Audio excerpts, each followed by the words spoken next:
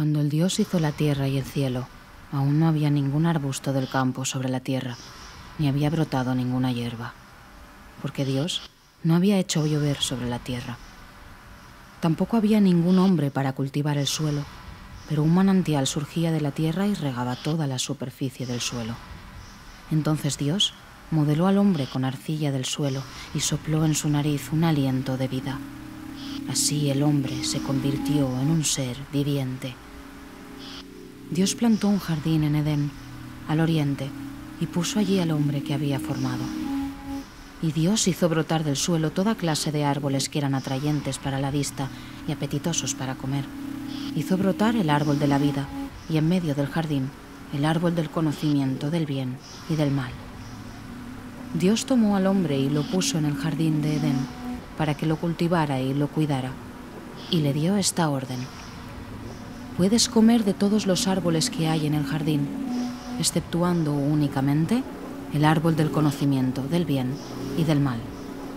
De él no deberás comer, porque el día en que lo hagas quedarás sujeto a la muerte. Después dijo Dios: no conviene que el hombre esté solo, voy a hacerle una ayuda adecuada. Entonces Dios modeló con arcilla del suelo a todos los animales del campo y a todos los pájaros del cielo y los presentó al hombre para ver qué nombre les pondría, porque cada ser viviente debía tener el nombre que le pusiera el hombre. Entonces Dios hizo caer sobre el hombre un profundo sueño, y cuando éste se durmió, tomó una de sus costillas y cerró con carne el lugar vacío. Luego, con la costilla que había sacado del hombre, Dios formó a una mujer y se la presentó al hombre. El hombre exclamó: esta sí que es hueso de mis huesos y carne de mi carne. Se llamará mujer, porque ha sido sacada del hombre. La serpiente era el más astuto de todos los animales del campo que Dios había hecho, y dijo a la mujer: ¿así que Dios les ordenó que no comieran de ningún árbol del jardín? La mujer le respondió: podemos comer los frutos de todos los árboles del jardín, pero respecto del árbol que está en medio del jardín, Dios nos ha dicho: no coman de él ni lo toquen, porque de lo contrario quedarán sujetos a la muerte. La serpiente dijo a la mujer: no morirán. Cuando la mujer vio que el árbol era apetitoso para comer, agradable a la vista y deseable para adquirir discernimiento, tomó de su fruto y comió. Luego se lo dio a su marido, que estaba con ella, y él también comió. Entonces se abrieron los ojos de los dos y descubrieron que estaban desnudos. Dios llamó al hombre y le dijo: ¿dónde estás? Oí tus pasos por el jardín, respondió él, y tuve miedo porque estaba desnudo, por eso me escondí. Él replicó: ¿y quién te dijo que estabas desnudo? ¿Acaso has comido del árbol que yo te prohibí? El hombre respondió: la mujer que pusiste a mi lado me dio el fruto y yo comí de él.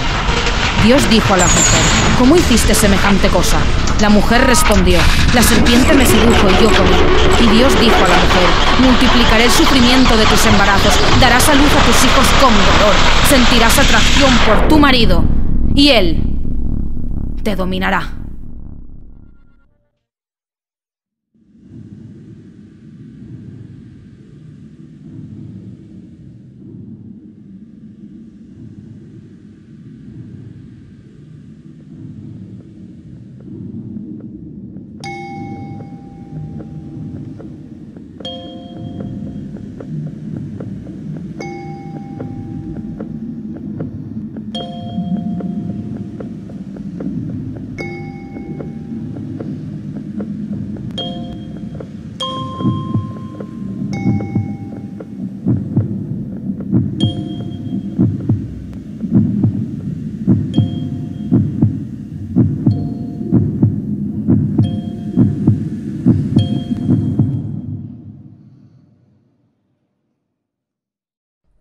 El concepto de eugenesia es tan antiguo como la humanidad. La RAE la define como el estudio y la aplicación de las leyes biológicas de la herencia orientadas al perfeccionamiento del ser humano. La eugenesia moderna la desarrolló Francis Galton en 1870. Para Galton, la eugenesia era la ciencia cuya función debía ser mejorar la raza humana. Para ello se debían analizar y detectar a todos aquellos individuos y razas que estuvieran mejor dotados física y mentalmente, favoreciendo los matrimonios entre ellos. A este proceso lo llamó eugenesia positiva.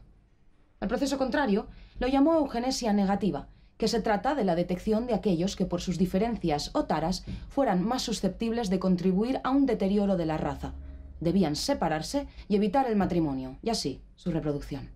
A España, la eugenesia llega gracias al catedrático en Medicina Legal y Toxicología de la Universidad de Barcelona, Ignacio Valentí Vivó. En 1928 se celebra el primer curso eugénico español, realizado en la primera plataforma de discusión pública del eugenismo en nuestro país. En agosto de 1938, el doctor crea con la aprobación de Franco el Gabinete de Investigaciones Psicológicas propuesto por Vallejo Nájera, nombrándolo director del mismo. El régimen usó institucionalmente las teorías eugenésicas para denigrar y torturar al bando perdedor, justificando así la represión. Los campos de concentración y las cárceles se usaron para realizar pruebas y experimentos, recogiendo información que intentaba demostrar científicamente que los republicanos, brigadistas, comunistas y anarquistas eran débiles mentales y que las mujeres antifranquistas eran dementes, ninfómanas, genéticamente taradas. Como dice la doctora Esperanza Bosch en sus investigaciones, hay un acuerdo entre las partes expertas en destacar que si tildan de dura la represión del régimen franquista hacia los hombres, denominan como terrible la represión hacia las mujeres republicanas, añadiendo a su sufrimiento un plus misógino. Vallejo Nájera es el artífice de todos estos experimentos y, por tanto, responsable de todo el sufrimiento generado bajo el manto de las teorías eugenésicas en España.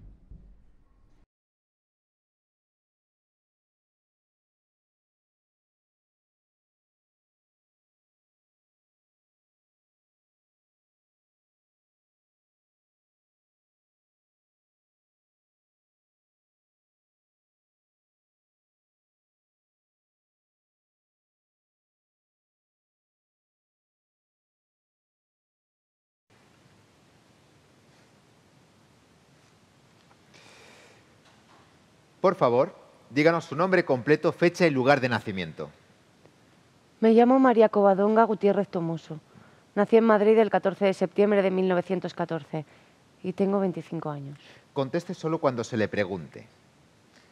¿Cuál es su condena? Y díganos el delito por el que la condenaron. Reclusión perpetua por pertenencia al Partido Republicano y actuación libertaria. ¿De qué actuación libertaria estamos hablando? Recitar en público. Me dedico a escribir. ¿Qué era lo que usted estaba recitando? Un poema. Según el código Simon y método Yerkes, la sujeto muestra una inteligencia superior a la media y un buen grado de cultura, situándose entre el 16% de sujetos con estudios superiores. Tras explorar a las 50 sujetos de estudio, podemos definir que tan solo el 6% muestran una inteligencia superior a la media. Un 12% muestran un buen grado de inteligencia, frente al 32% que se encuentran dentro de la media común.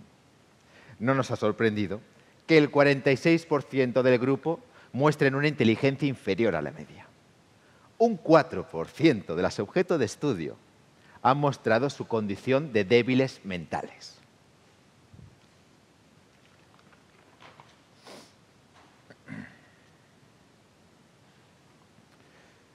¿Cuál era la posición económica de su familia en el momento de su detención? Buena. Mi padre era profesor de filosofía en la universidad. ¿Sabe dónde está ahora su padre? Está muerto.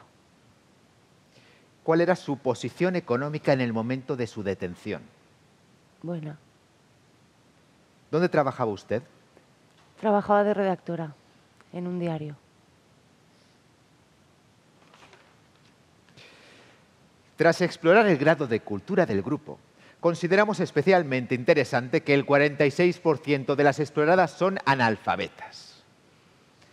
El 34% muestran un bajo grado de cultura, frente a la minoría que mantiene un grado de cultura medio-alto.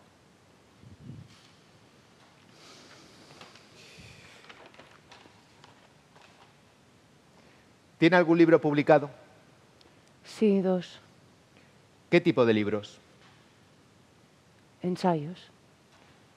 ¿Cuál era el tema de los ensayos? Estudios. Estudios sobre la mujer. ¿Qué tipo de estudios? Y por favor, no evada más la pregunta. Sabe perfectamente a lo que me estoy refiriendo. Estudios sobre la homosexualidad en la mujer. ¿Aprueba usted este tipo de prácticas? En mi trabajo se analiza y se habla. Yo no escribo opinión. Yo en este momento se la estoy pidiendo. ¿Aprueba usted este tipo de prácticas? ¿Es necesario? Sí, conteste. ¿Aprueba usted este tipo de prácticas? Sí. ¿Ha mantenido alguna vez alguna relación de este tipo? Sí. ¿Se considera usted homosexual? Es que no sé cómo responder a esa pregunta. ¿Le gustan a usted las mujeres? Sí. Me considero homosexual. Ya está.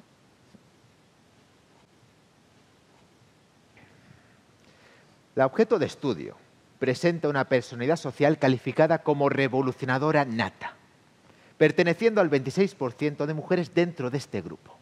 Además, encontramos coincidencias entre estos sujetos referentes a antecedentes familiares con anormalidades psíquicas.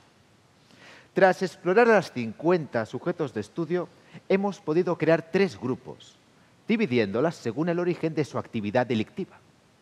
Por factores medioambientales, antisociabilidad de la personalidad psicopática y por las condiciones biopsíquicas arraigadas a su constitución. El grupo de libertarias congénitas o revolucionadoras natas consta de 13 sujetos, con o sin formación política, de buena, mediana y mala inteligencia, muchas con actividad política anterior al movimiento nacional, que impulsadas por sus tendencias biopsíquicas constitucionales, desplegaron intensa actividad sumadas a la horda roja masculina.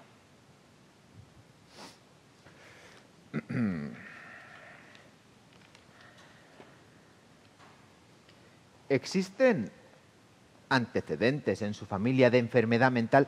Los antecedentes deben referirse a padres, hermanos o tíos carnales, tratándose por consiguiente de herencia directa. No. ¿Tiene antecedentes familiares de psicopatía o suicidio? No. ¿Algún antecedente de alcoholismo o algún otro tipo de adicción? Sí. Alcoholismo.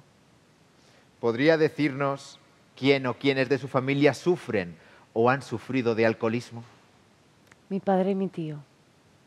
¿Y qué pensamiento político tienen o tenían su padre y su tío? Mi padre fue uno de los fundadores de la Segunda República.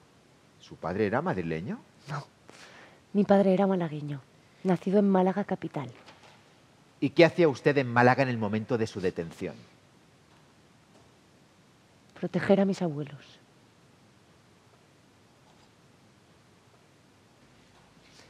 En el 28% de los casos ha habido antecedentes revolucionarios por parte de familiares de herencia directa, como es el caso de la explorada aquí presente. En el 26% de los casos, los antecedentes revolucionarios vienen por influencia del matrimonio. Consideramos que se deben tener presentes los antecedentes revolucionarios matrimoniales, porque en algunos casos inducen a la mujer a una actuación libertaria ocasional o pueden modificar sus ideas sociales.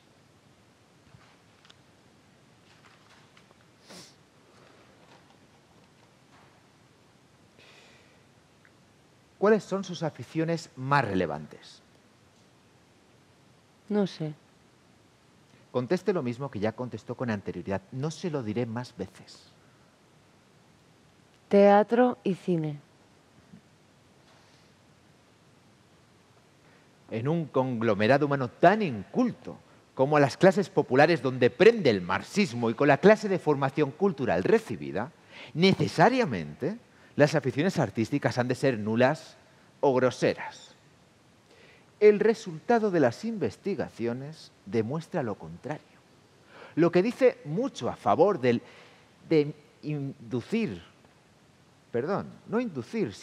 elevar el nivel cultural medio del pueblo a través de las innatas tendencias artísticas malagueñas, pues debidamente fomentadas pueden elevar el nivel cultural medio del pueblo, destacando especialmente la afición al teatro.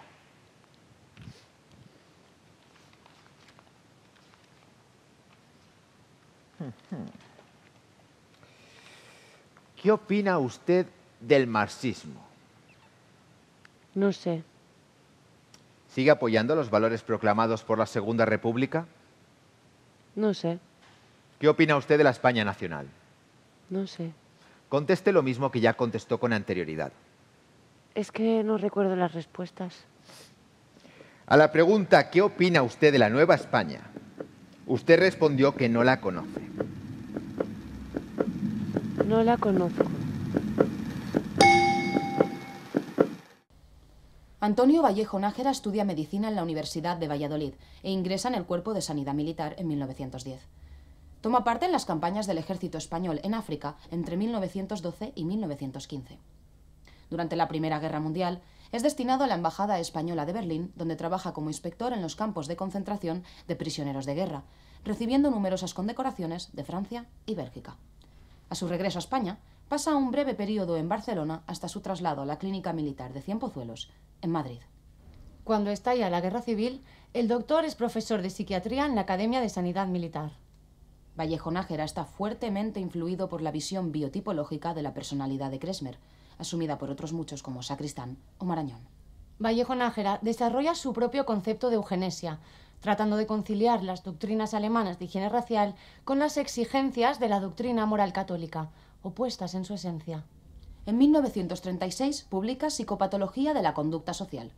En 1937 hace lo mismo con Eugenesia de la hispanidad y Regeneración de la raza. En 1938 publica Eugamia, donde desarrolla una política eugenésica en la que se trabaja la orientación prematrimonial basándose en diagnósticos biopsicológicos de la personalidad de los novios. Vallejo Nájera es nombrado jefe de los servicios psiquiátricos del ejército de Franco durante la Guerra Civil. En 1938, el doctor crea con la aprobación de Franco el Gabinete de Investigaciones Psicológicas de la Inspección de Campos de Concentración de Prisioneros de Guerra, cuya dirección asume personalmente. El gabinete se establece muy cerca del campo de concentración de San Pedro de Cardeña, en la ciudad de Burgos, y cuenta con la colaboración de 2 doctores y un criminólogo. El único estudio que el gabinete documenta de manera oficial es la investigación denominada Biopsiquismo del fanatismo marxista, desarrollada entre 1938 y 1939. El estudio pone en su objetivo a 2 grupos de individuos en 2 lugares diferenciados: los brigadistas internacionales del campo de concentración de San Pedro de Cardeña y las presas políticas recluidas en la prisión provincial de Málaga. El doctor orienta el experimento hacia la relación entre determinada personalidad biopsíquica y la predisposición constitucional al marxismo. Aboga por una alta incidencia del fanatismo marxista, así como por la presencia de psicópatas antisociales entre las masas marxistas, a los que clasifica como inferiores mentales. Para ello, selecciona a 72 prisioneros procedentes de las brigadas internacionales y a 50 presas republicanas encerradas por diferentes delitos en la prisión malagueña. Entre diciembre de 1938 y octubre de 1939 publican 6 informes con los resultados del experimento. Al último de ellos, sobre las presas políticas españolas, lo titula Investigaciones psicológicas en marxistas femeninos delincuentes. Se diferencia del resto de artículos en que es el único realizado a sujetos de estudio españoles y que comparte la dirección con otro autor. Eduardo Martínez, teniente médico, director de la Clínica Psiquiátrica de Málaga y jefe de los servicios sanitarios de la prisión. Ambos doctores seleccionan a 50 mujeres presas en la cárcel de Málaga. Las condenas que habrían recibido las prisioneras son las siguientes. El 66% estaban condenadas a muerte. El 20% estaban condenadas a cadena perpetua. El 6% condenadas a 20 años de prisión y el 8% con condenas de 12 años de prisión. Las penas de muerte fueron finalmente conmutadas por cadena perpetua, según las declaraciones de diferentes fuentes, siendo esto imposible de comprobar. Los motivos alegados para las condenas fueron los siguientes. El 28% sufría condena por participación en crímenes, el 10% por necrofagia, siendo definido el delito por los doctores como ensañamiento o burla de los cadáveres.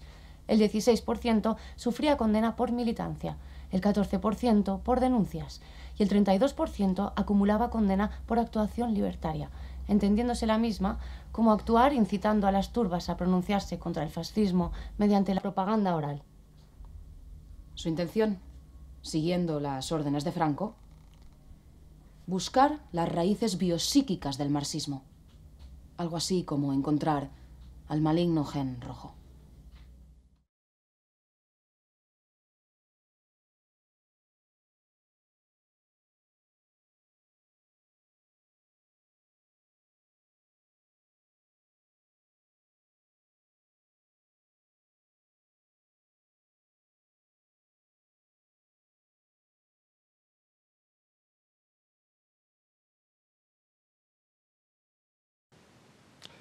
Por favor, díganos su nombre completo, fecha y lugar de nacimiento.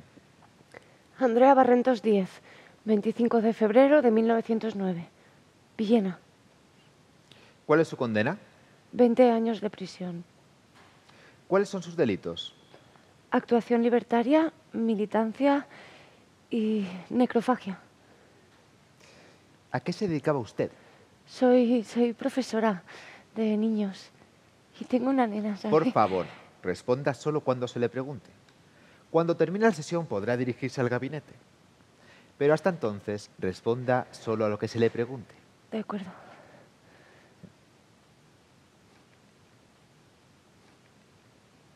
Tras la realización de los test Neyman, Colset y Maston-Mira para determinación del tipo primario de reacción temperamental, se dictamina que el sujeto posee un temperamento normal ciclotímico. Se deja constancia de que examinando a las 50 presas se observa un alto porcentaje de ciclotímicas o cicloides en el grupo, lo que puede explicar la especial psicología de nuestros pueblos meridionales.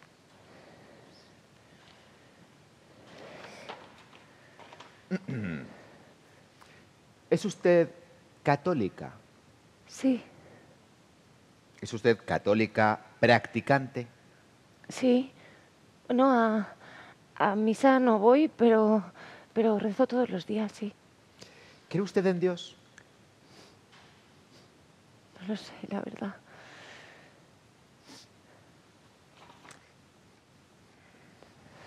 En primer lugar, nos llama la curiosidad que el grupo esté compuesto en su totalidad por católicos que no han abjurado de sus creencias, aunque las ideas religiosas se limiten a un vago y confuso sentimiento que admite la existencia de Dios. En segundo lugar, destaca el elevado número de personas que carecen en absoluto de formación religiosa, en un país que ha luchado por la catolicidad y cuyas clases altas se han preciado de católicas. También consideramos importante la comparación con el grupo hispanoamericano de marxistas en lo referente a la conservación de creencias. Pues mientras aquellos evolucionan hacia la indiferencia religiosa y el ateísmo, las mujeres españolas conservan sus creencias, aunque apenas practiquen la religión. Ello despierta alentadoras esperanzas para el porvenir espiritual de la raza. Esperanzas que son más lisonjeras cuando se estudia la formación política de nuestros marxistas.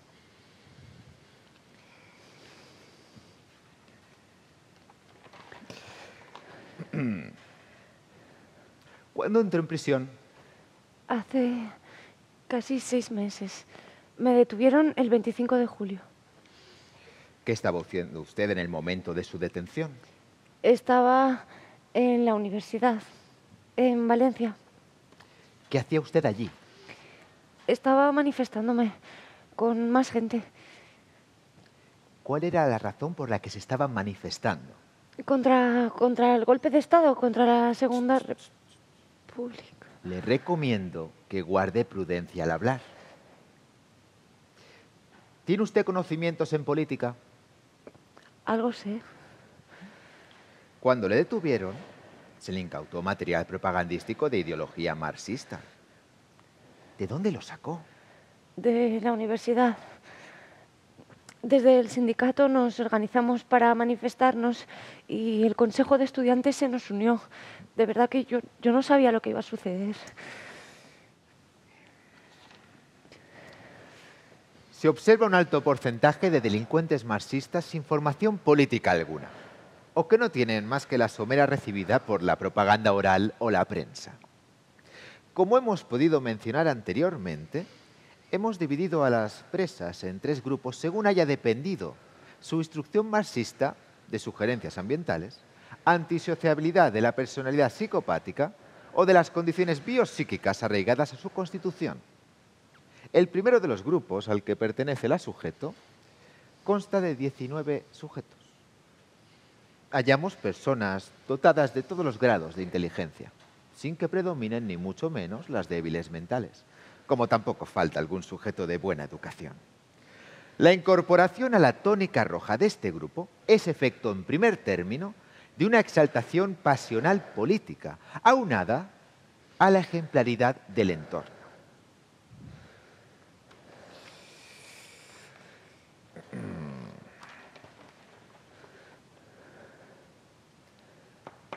¿Es usted madre? Sí, tengo una nena. Y hoy es su cumpleaños, pero desde ayer que no me la habéis devuelto y... No le voy a volver a repetir que conteste solo cuando se le pregunte. ¿Está usted casada? No. ¿Es usted madre soltera? Sí. ¿Podría relatarnos los motivos de ello? Los motivos por los que mi hija no tiene padre. Se marchó. Continúe. Se marchó al poco tiempo de quedarme embarazada, sin más. Llevábamos muy poco tiempo festejando y se asustó, supongo. No todo el mundo está preparado para ser padre.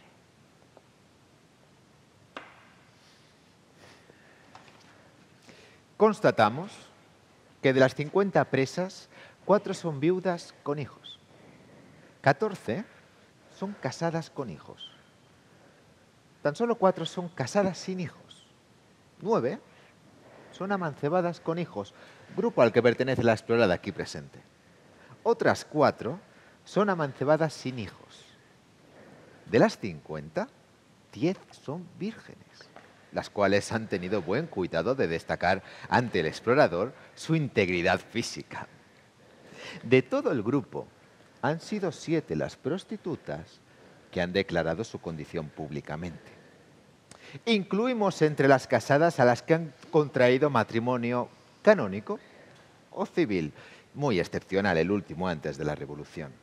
Las amancebadas que han contraído matrimonio lo han hecho durante la dominación y no con arreglo de lo legislado.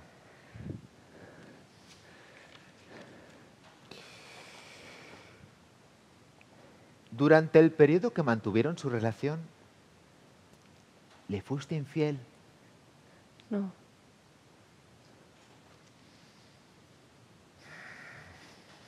Tanto se ha hablado de la relación entre sexualidad y delincuencia que consideramos interesantísimos los datos referentes a la vida sexual de nuestras exploradas.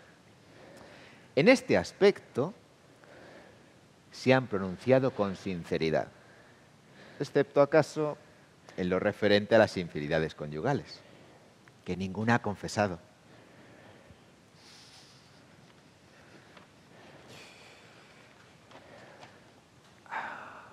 ¿A qué edad perdió usted la virginidad? A los 15 años. La precocidad en la exploración corresponde a las generaciones jóvenes, en concreto a las que cuentan con menos de 25 años de edad. Pues de las generaciones mayores de 25, tan solo la explorada perdió la virginidad antes de casarse. Como pueden observar, la moralidad sexual del pueblo marxista es muy baja. También pueden comprobar que el amor lésbico no es muy frecuente, pues tan solo 6 de las exploradas, una de ellas virgen, ha mostrado esta clase de tendencia.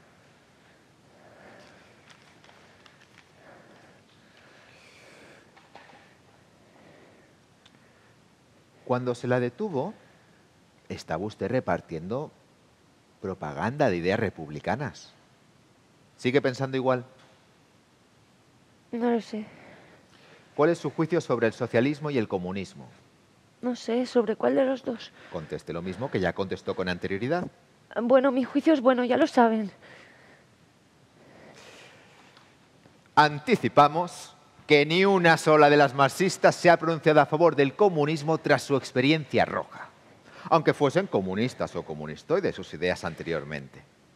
Las que tienen buena opinión se refieren concretamente al socialismo, cuyas ideas consideran beneficiosas si pudiesen llevarse a la práctica. O bien creen que los socialistas no son malos, aunque así nos parezca a los fascistas. El porcentaje de desengañadas de la revolución marxista, observamos, es considerable. Dato de sumo interés cuando el desengaño afecta a quienes tan activamente colaboraron para implantar las ideas de igualdad social.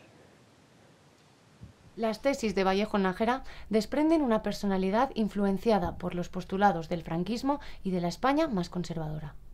Pocas noticias tenemos del doctor Martínez. Sabemos que fue médico en la prisión provincial de Málaga durante la guerra, atendiendo a los presos nacionalistas. El no haber sufrido represalias durante la época republicana demuestra su habilidad social. Él fue quien eligió a las 50 mujeres que formaron parte del experimento. Con el estudio fundamentan la idea de que su participación en la revuelta parte de una motivación pasional y no política. A estas 50 mujeres hemos decidido llamarlas mariposas. El doctor dividió a las mariposas en 3 grupos. El primero de ellos, las mariposas motivadas por sugerencias ambientales de todo tipo de inteligencia.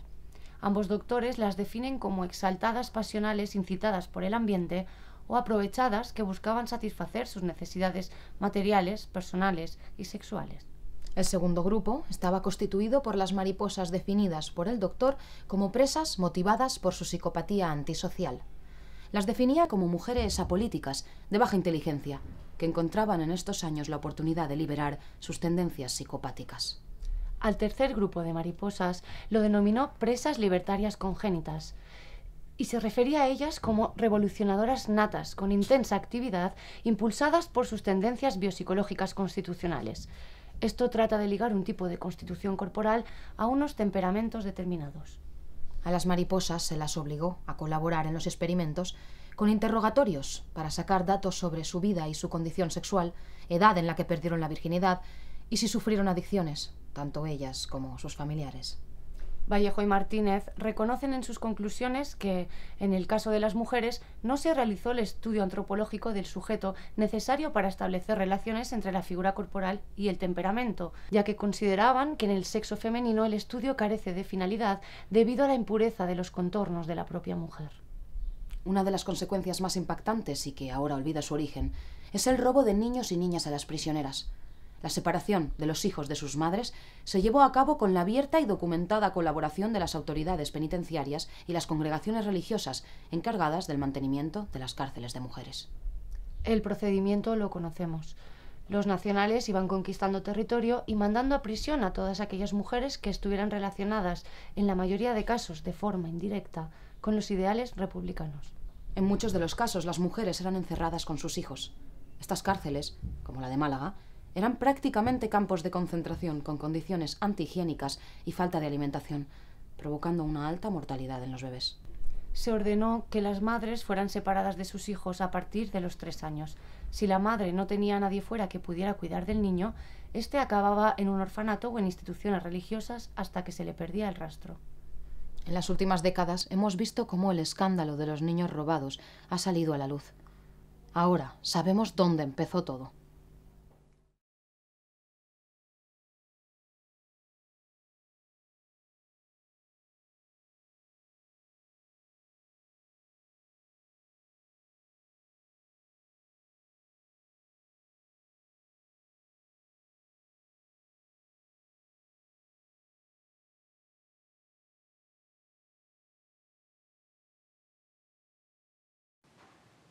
Por favor, díganos su nombre completo, fecha y lugar de nacimiento. Ana Cano López. Yo nací el 13 de noviembre de 1912 en Denia, provincia de Alicante. Responda solo cuando se le pregunte. ¿Cuál es su condena? Condenada a muerte, como las vacas en un matadero. Si no se calla, sabe de sobra lo que va a suceder. ¿Cuáles son sus delitos? Actuación libertaria, militancia, necrofagia, participación en crímenes, tener un par de cojones. Por favor. Fascistas de mierda. Como pueden comprobar, la sujeto pertenece al 42% de las presas con trastornos degenerativos, presentando un temperamento esquizoide que puede captarse de manera natural sin que esté sometida a ningún tipo de influencia externa. Estamos ante una psicópata antisocial que junto con otras 12 presas componen el 24% del grupo. Todas ellas están caracterizadas por su apoliticismo. Quede claro que se trata de antisociales sin preparación ni doctrina y en su inmensa mayoría de bajo coeficiente intelectual, que bien por un falso espíritu de reivindicación social, por mera exaltación del instinto de crueldad, por descontento económico, por anestesia emocional y afectiva o por adaptación a cualquier tipo de perversión, desplegaron sus tendencias psicopáticas durante la caótica época roja.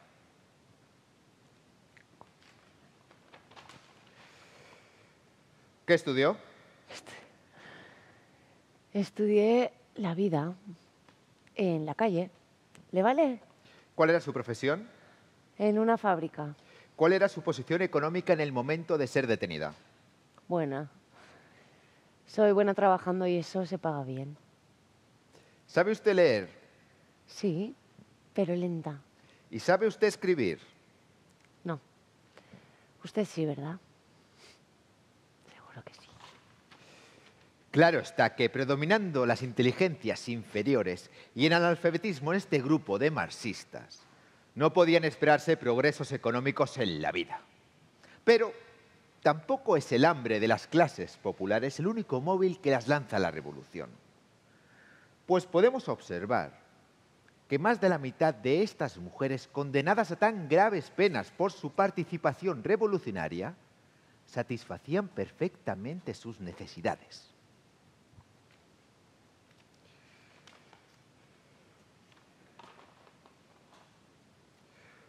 ¿Fue usted a la escuela? Sí, pero mis padres eran pobres y hacía falta trabajar. Así que me salí. Usted sí que fue, ¿verdad? Ya lo veo, ya. Del grupo de 50 presas, 19 son analfabetas. Como han podido observar, no saben ni leer ni escribir. El grupo de analfabetos en las clases populares malagueñas es verdaderamente lamentable, mereciendo el caso atento estudio, pues la mayoría de iletradas asistieron a la escuela, pero no la aprovecharon. En unos casos, por su falta de aplicación y mala conducta. En otros, probablemente, por su escasa inteligencia. No tan grande, ciertamente, que no permitiese al menos el aprendizaje de la lectura y la escritura.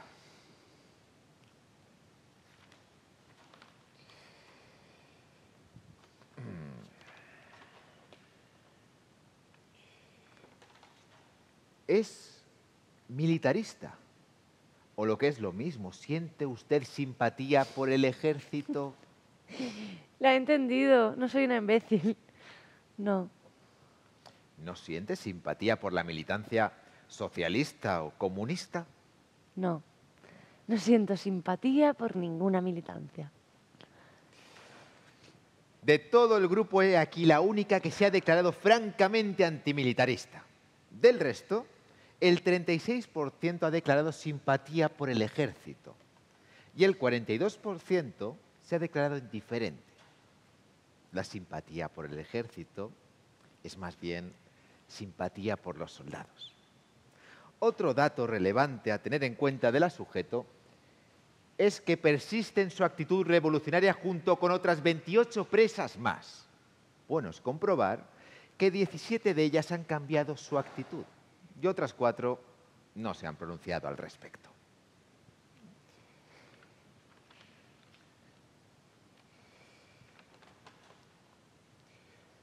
¿Cuál ha sido su impresión durante la época roja?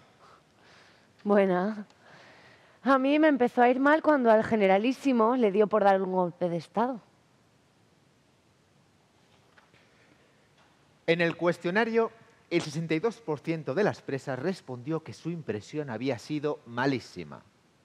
El 4% respondió que había revolución. El 8% dijo que había desorden, mostrando una visión realista de la situación revolucionaria.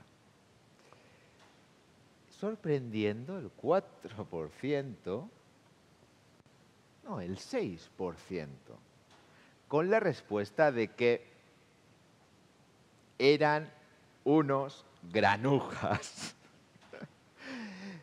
Tan solo el 4% dijo buena, encontrándose la explorada dentro de ese porcentaje. El 12% dijo que no tenía ninguna impresión. Las respuestas dadas a esta pregunta por un grupo de personas condenadas a tan gravísimas penas son altamente demostrativas de lo que el pueblo piensa realmente.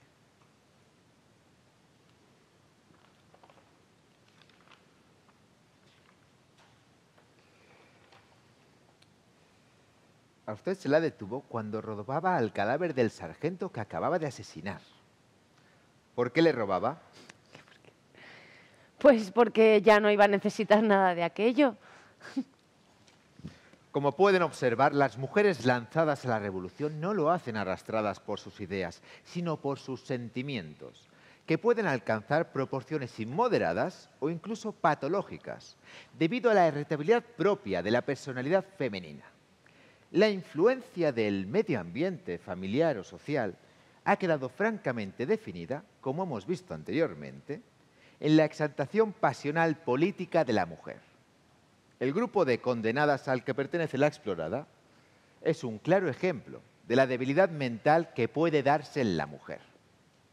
Recuérdese, para comprender el comportamiento de la explorada, que si la mujer es habitualmente de carácter apacible, dulce, bondadoso, se debe a los frenos que obran sobre ella.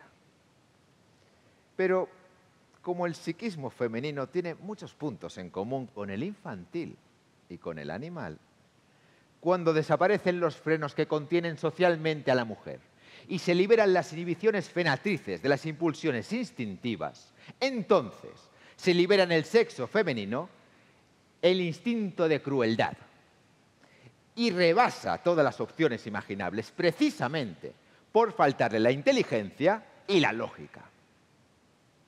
Dice Jasny que la opresión social en que vive la mujer hace que hipertrofien en ella las características de los seres débiles: la envidia, la maldad y la venganza. Así encontramos una explicación a la crueldad femenina en el complejo afectivo de protesta contra los fuertes, contra el hombre que la domina. Lo que caracteriza a la crueldad femenina es que no queda satisfecha con la ejecución del crimen, sino que aumenta durante su comisión.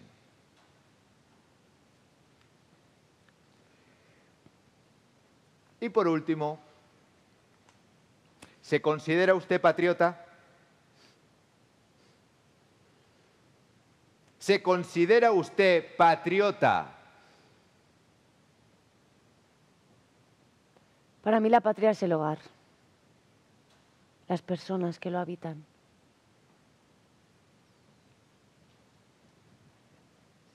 Tan solo 9 de las exploradas experimentan sentimiento patriótico, más bien referente al cariño por su pueblo natal que a un concepto definido de la patria del que absolutamente carecen. Generalmente manifiestan que no existe patria y que todos los hombres somos hermanos.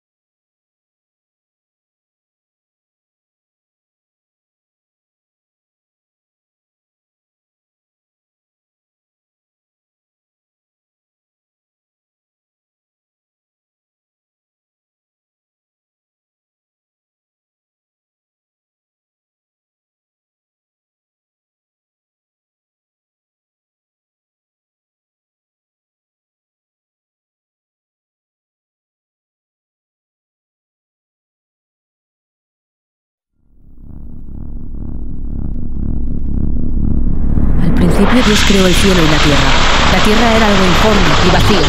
Las tinieblas cubrían el abismo y el soplo de Dios aleteaba sobre las aguas. Entonces Dios dijo: que exista la luz, y la luz existió. Dios vio que la luz era buena y separó la luz de las tinieblas y llamó día a la luz y noche a las tinieblas. Así hubo una tarde y una mañana. Este fue el primer día. Dios dijo: que haya un firmamento en medio de las aguas para que establezca una separación entre ellas. Y así sucedió. Dios hizo el firmamento y este separó las aguas que están debajo de él de las que están encima de él. Y Dios llamó cielo al firmamento. Así hubo una tarde y una mañana. Este fue el segundo día. Dios dijo: que se reúnan en un solo lugar las aguas que están bajo el cielo y que aparezca el suelo firme. Y así sucedió. Dios llamó tierra al suelo firme y mar al conjunto de las aguas. Y Dios vio que esto era bueno. Entonces dijo: que la tierra produzca vegetales, hierbas que den semilla y árboles frutales que den sobre la tierra frutos de su misma especie, con su semilla adentro. Y así sucedió. La tierra hizo brotar vegetales, hierba que da semilla según su especie y árboles que dan fruto de su misma especie, con su semilla adentro. Y Dios vio que esto era bueno. Así hubo una tarde y una mañana. Este fue el tercer día. Dios dijo: que haya astros en el firmamento del cielo para distinguir el día de la noche, que ellos señalen las fiestas, los días y los años, y que estén como lámparas en el firmamento del cielo para iluminar la tierra. Y así sucedió. Dios hizo los dos grandes astros, el astro mayor para presidir el día y el menor para presidir la noche. Y también hizo las estrellas, y los puso en el firmamento del cielo para iluminar la tierra, para presidir el día y la noche, para separar la luz de las tinieblas. Y Dios vio que esto era bueno. Así hubo una tarde y una mañana. Este fue el cuarto día. Dios dijo: que las aguas se llenen de una multitud de seres vivientes y que vuelen pájaros sobre la tierra por el firmamento del cielo. Dios creó los grandes monstruos marinos, las diversas clases de seres vivientes que llenan las aguas deslizándose entre ellas, y todas las especies de animales con alas. Y Dios vio que esto era bueno. Entonces los bendijo, diciendo: sean fecundos y multiplíquense, llenen las aguas de los mares y que las aves se multipliquen sobre la tierra. Así hubo una tarde y una mañana. Este fue el quinto día. Dios dijo: que la tierra produzca toda clase de seres vivientes, ganado, reptiles y animales salvajes de toda la especie. Y así sucedió. Dios hizo las diversas clases de animales del campo, las diversas clases de ganado y todos los reptiles de la tierra, cualquiera sea su especie. Y Dios vio que esto era bueno. Dios dijo: hagamos al hombre a nuestra imagen, según nuestra semejanza, y que le estén sometidos los peces del mar y las aves del cielo, el ganado, las fieras de la tierra y todos los animales que se arrastran por el suelo. Y Dios creó al hombre a su imagen. Lo creó a imagen de Dios. Los creó varón y mujer. Y los bendijo diciéndoles: sean fecundos, multiplíquense, llenen la tierra y sométanla. Dominen a los peces del mar, a las aves del cielo y a todos los vivientes que se mueven sobre la tierra. Y continuó diciendo: yo les doy todas las plantas que producen semillas sobre la tierra y todos los árboles que dan frutos con semilla. Ello les servirá de alimento. Y a todas las fieras de la tierra, a todos los pájaros del cielo y a todos los vivientes que se arrastran por el suelo, les doy como alimento el pasto verde. Y así sucedió.